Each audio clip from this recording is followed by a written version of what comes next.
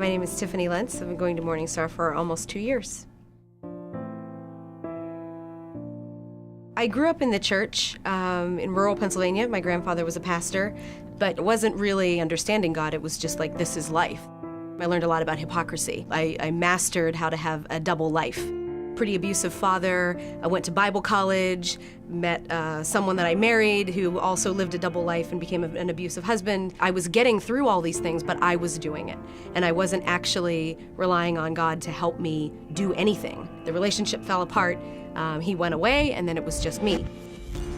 After my divorce, I spent 6 years of my life running away from faith completely.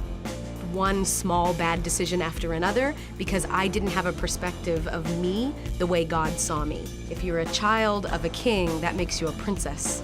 And if you really, really understand that and view yourself that way, like I would have never been in that relationship in the first place.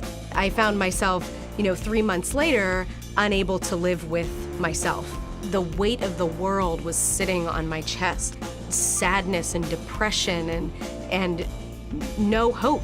Instead of listening to what I knew and thinking, wait a minute, I'm not seeing this situation the way God sees it, I decided that it would probably just be better if I took my own life.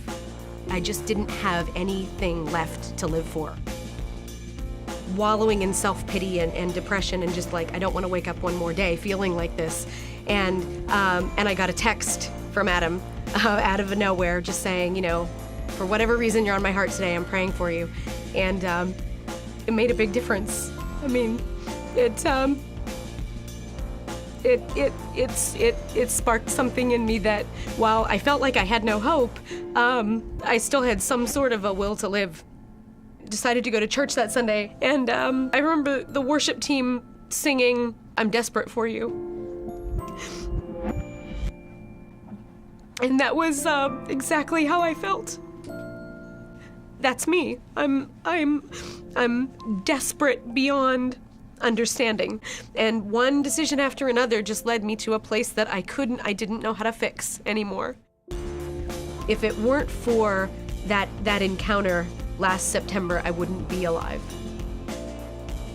Once I stopped making excuses and just accepted me as I was before him and my sin as he saw it, it was the most freeing experience.